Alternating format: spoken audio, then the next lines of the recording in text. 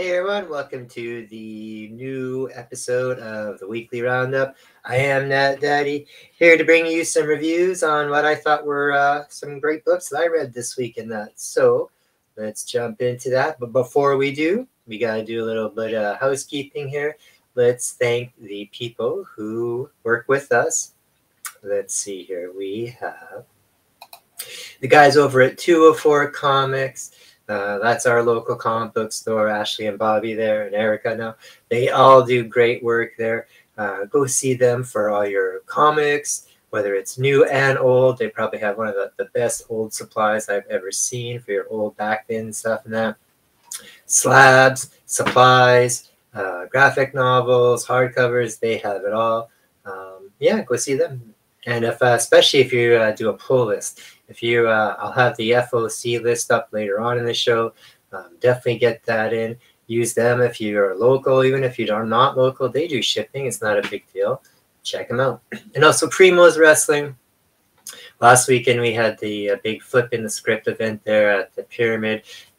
Great show there. So you could have watched that on that. Daddy here. We love streaming the Primo Wrestling events. Yeah, so definitely check them out as well too. Also, don't forget that Nat Daddy here, we are definitely associated with the Tags group. Last weekend was the Hulk show, so I hosted the Hulk show with those guys, did some great Hulk universe art. This week is the week I'm not hosting. Stefan is hosting, and this weekend is going to be Amalgamate universe. So you got that DC Marvel mashup when they all kind of got combined there. So interesting to see the characters that are drawn from that. So check that out Saturday night, 6 p.m. East, or 6 p.m. on my time, 7 p.m. Eastern. We stream it on here, and then you can watch it on the Things Are Getting Sketchy places as well too. So what else is there? Oh yes, we have ourselves as well too. So we have our regular exclusives. I always show you those guys, our exclusives and that. But we have a new one. I'd like to show it off for you guys here. We have coming out at the beginning of November for the 60th anniversary of Josie and the Pussycats. We have managed to get a few copies. We're one of the few lucky retailers that have copies of this. It is a Josie and the Pussycats 60th anniversary special. More to come on that. This is not the final artwork. There will still be the Josie and the Pussycats logo going across the top there. But we were able to show this earlier this week. So we wanted you guys to see it. More info not to come. Like I said, we only will have a few copies of that. But if you do want one, feel free to claim now on that. We'll make sure you get one. But like I said, there will be more information on that coming up in the next few days. So stick to the Nat Daddy page or the website if you are interested, but feel free to claim one now. All right, let's jump into books this week. Actually, before we jump into books, let's just do that FOC that we were talking about a little bit earlier and get everything all done out of the way all at once. Then we can enjoy the review for about the dozen books or so that I have. So, final order cutoff. So I was mentioning Ashley and the guys at 204 or your local comic book store. If you do a pull list. A lot of places, if you do a pull list, they'll give you a bit of a discount as well too. So if you do a pull list, that means you order your books way in advance, and then you're guaranteed to get them because they order them based on those numbers, and then you're not trying to get a book off the shelf. That's hard to get it then. Release date, maybe a book they won't even order because they don't realize anybody wants it, whatever the case. But here is the FOCs for November 1st, you have your Image books. And this was just added because Transformers #1 this week was sold out. So there was a second print. We'll definitely be reviewing that later on in the show. That is the book of the week for everybody. You got your AWA books, your Boom books, your Dynamite, Aftershock, Oni Press, Titan, and DC. That's all for November 1st. For November 8 books, you have your Dark Horse, your Opus, and your Marvel. For the November 15th, you have IDW and Ablaze. And then for releasing on the November 22nd, you have that new publishing group, Distillery. So, yeah, if you want some books from those, for those dates, you want to guarantee that you get them, get those orders into your FOC, to your LCS by hopefully later today or Saturday evening at the latest, because that's when they got to be in by. All right, now let's jump into the books that I thought were interesting you guys might want to see this week. First off, from Dynamite, we have Alice Cooper. And yes, there is a new Alice Cooper album coming out, and it does tie in with this book here quite a bit. But what this book is, Alice Cooper is being, I guess, challenged or has to go up against the devil for the battle of all the souls of all the musicians in hell. So this book starts off kind of funny and neat in the beginning.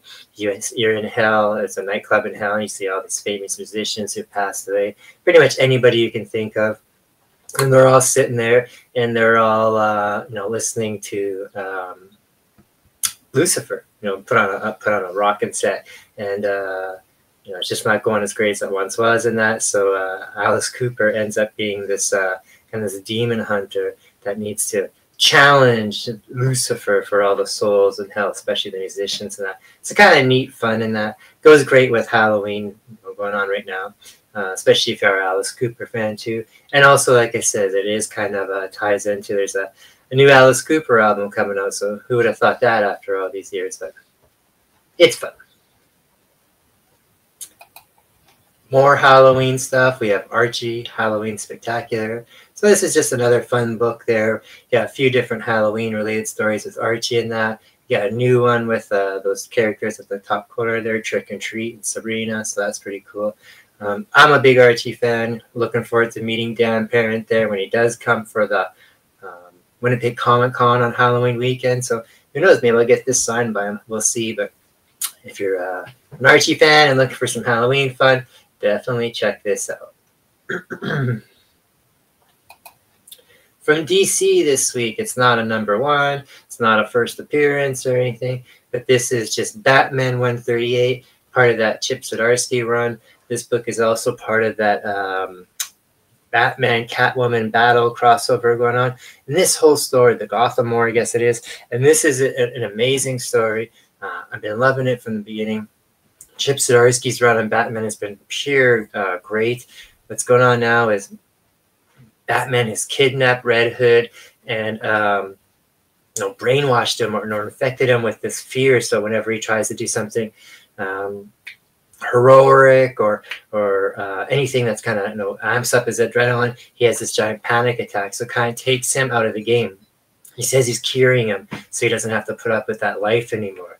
So now everybody's against that because obviously he's mentally changed somebody. He's tormented, traumatized them, and then he's still battling against all the Robins and Nightwings and all the other Bat characters in this battle of who's right, who's wrong with Catwoman and that. So and again, if this doesn't really sound like Batman, it's not. It's because Batman himself is kind of losing his mind.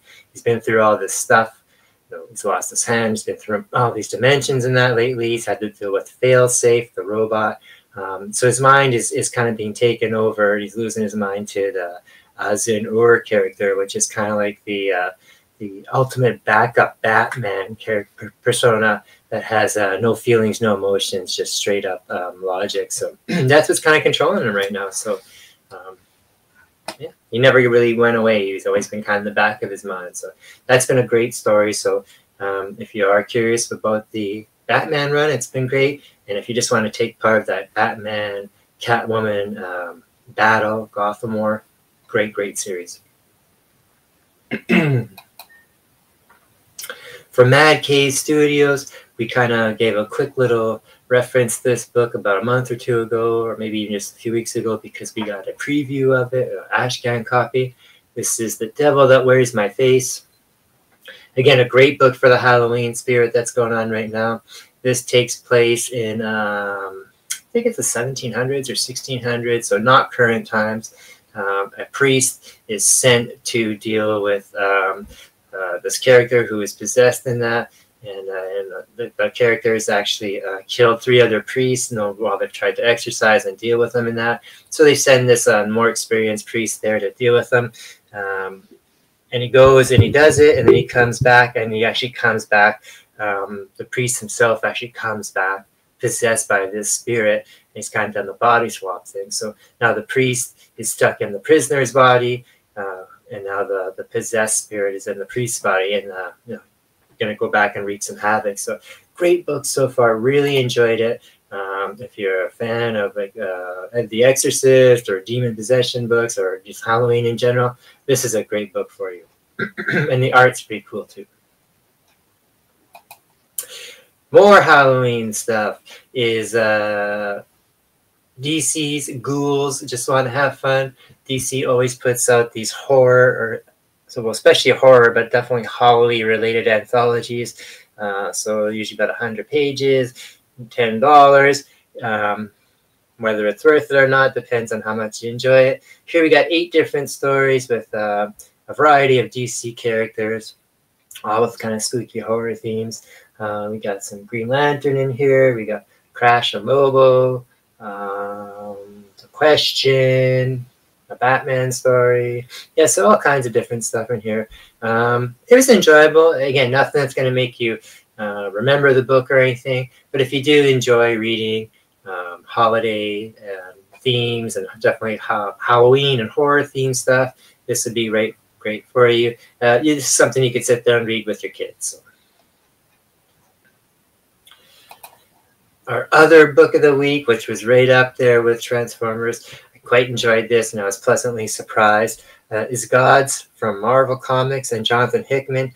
The only reason I was surprised is because it's a good book. I enjoyed it, and I didn't go in there with a bunch of expectations because I've seen them try and do this stuff before. With they launched these kind of brand new universes that are like super powerful and that, especially with Marvel. And again, with Jonathan Hickman doing it, I tend to get a little not lost per se, but sometimes I just don't like his work because it just seems to be too much of it. Like his work on like the X-Men and stuff lately. But I did go into this, and I was really surprised. It's got some great artwork. It does take place in the Marvel universe, which I didn't think it was. I thought it was going to take place like kind of separately. And it is basically these higher powers that have always been around, but now we're just kind of getting introduced to them. They do interact with higher, powerful people in Marvel, like Doctor Strange and that. It seems like there's going to be this Babylon event. This more is kind of going to crush all realities. And everyone's kind of meeting and getting together and figuring out how to deal with it. You have one side of people, which is the cover. I will forget what they're called, like the ones above all or something like that. And they always have these conflicts with these other people who are kind of like the other side, also very powerful as well. He has a marriage romance. It's kind of like with another character that represents the other side. So you kind of have that Romeo-Juliet thing going on there. And these guys are very powerful. They say they're God. No, it says God's there, and I don't actually know what God stands for because that's an acronym. But they are very, very, very powerful. And they're dealing with all these different cosmic magic people as well, too. So there's a lot going on in this book. It does introduce a bunch of new characters in that. But it is it's neat so far. I liked it. It's a larger size book, so expect to pay a little bit more. But a great start for something totally new so far. So. From Dark Horse, we have issue 2 of Masters of the Universe, Forge of Destiny. Tim Seeley's writing this again with Eddie Nunez doing the art. This is the same group that's been working on He-Man for quite a while now. I enjoy these books. I'm a huge He-Man fan, always have been, but I quite enjoy these books. This one here, this series is kind of looking at kind of like He-Man Year 1 type of thing. It's He-Man as he's just become he's just become He-Man. Prince Adam has just been bestowed this power, and there's lots of stuff going on. As he's learning to deal with that, introduces characters in here that we haven't seen before, but still are familiar. If you're, if you grew up these action figures and that, so yeah, I like these a lot. This is fun. Anybody can read those too. Also from Dark Horse Comics, we have The Midnight Show.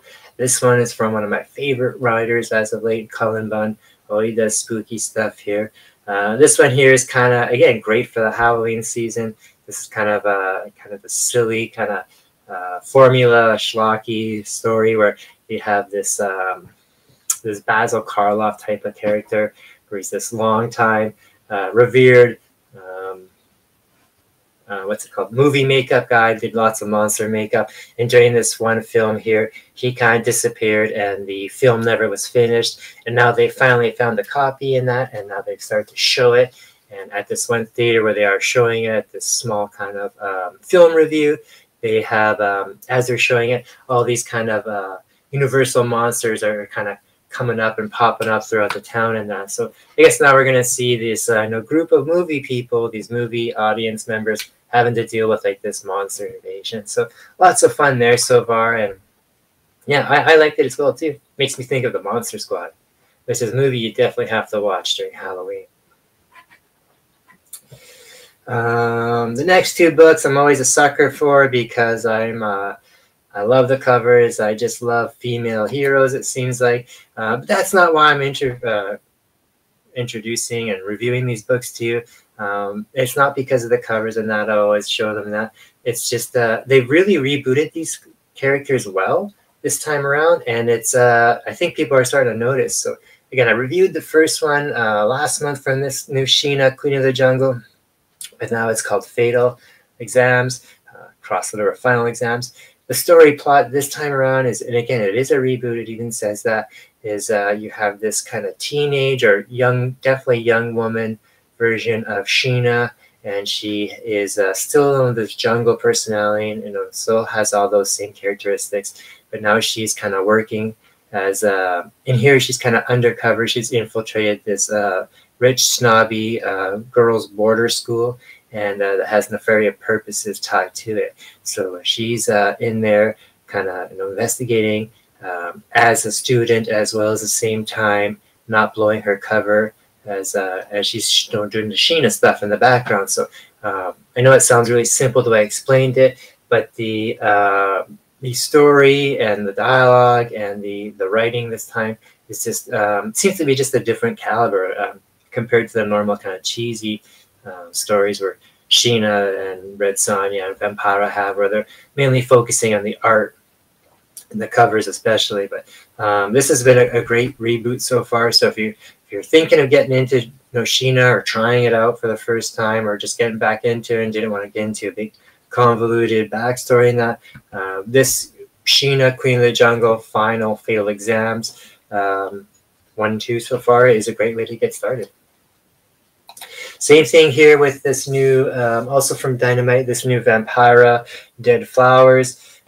It is a, not necessarily a reboot, but a new telling of Vampira. What's neat about this book is it is written by Sarah Franzetta, the granddaughter of the man that helped make Vampira famous, Frank Frazetta, the very, very, very, very, very famous artist. For anybody who's familiar with Conan or Vampire or any kind of fantasy artwork knows who Frank Frazetta is. So we have his granddaughter here writing a story. It's neat because Frank Frazetta is actually in the story too. Vampira is visiting him in the 50s, I guess it is, and she's getting artwork done by him, and that ends up becoming like the lovers and stuff, it seems like. So definitely an homage to the Frazetta family and their influence in that here. Vampira here finds out one of her arch enemies, of this crazy magician, this warlock type of guy, has passed, and he's included her in his will.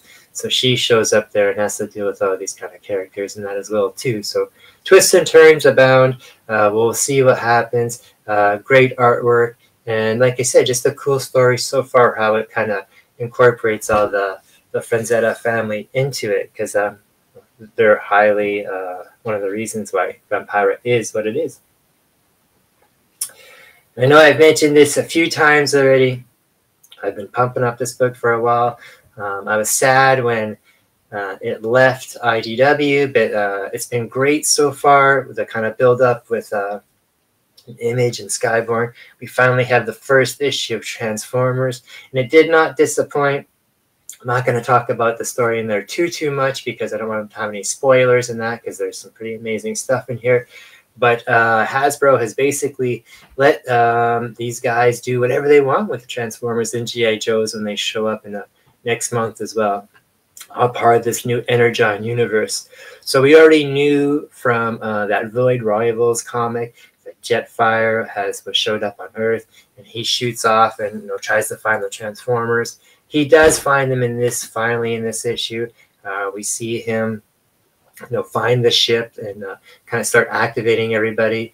Starts the computer there, what is it called, Synergon or whatever, starts rebuilding some of the Transformers there. And this is also at the same time where we saw in that preview of some of the comics from them, Image last month, where they had a preview of Transformers.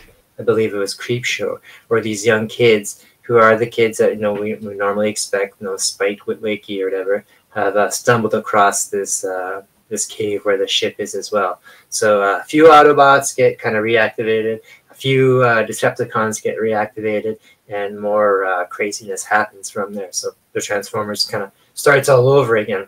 So a great reboot. So far, quite happy with the way I liked it. Some crazy things do happen in here.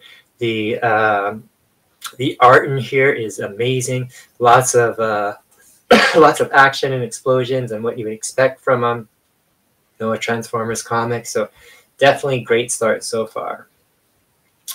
All right, everybody. So that is the stuff that I read this week, and I hope you like it. It is Halloween, and we got lots of stuff going on. After this, I'm going to go check out the new Loki show. That definitely starts up yesterday, so I don't know if it's the whole season or just the first one episode so far, but I'm going to check that out. Let me know if you're watching it and what you think of it as well. If you're not, hope to see you next week. Maybe on Saturday evening, you want to check out the Tag Show. Like I said, they are doing the Algaman stuff. If not, I will see you all next week.